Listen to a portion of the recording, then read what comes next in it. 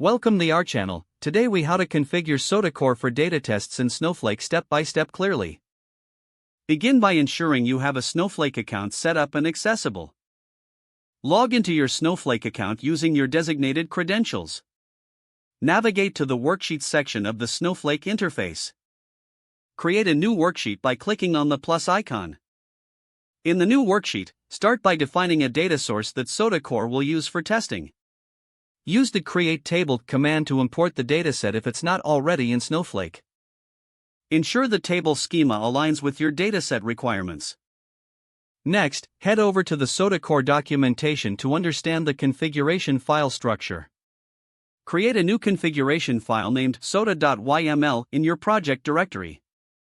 In this file, specify the data source by providing credentials and connection details for Snowflake.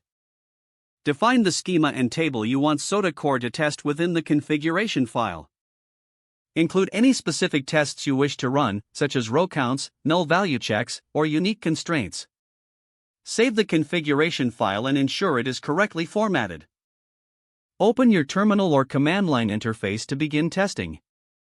Navigate to the directory where your sota.yml file is located. Run the SOTA Core command to start the testing process by executing sotascan. Observe the output in the terminal to see the results of your data tests.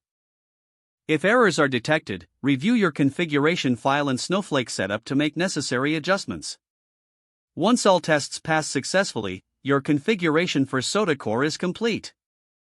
Document any insights and findings from the data tests for future reference. You've now configured SOTA Core for data tests in Snowflake successfully. If the page does not load, refresh the browser or try again in a private or incognito window.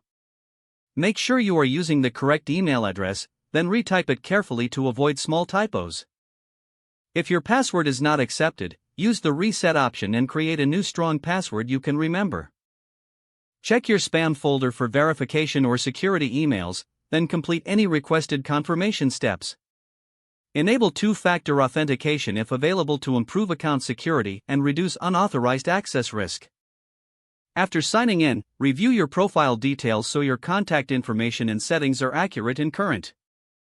If you see an error message, note it down and try again after restarting your device and internet connection. Don't forget to like this video and subscribe to our channel for more step-by-step tech guides.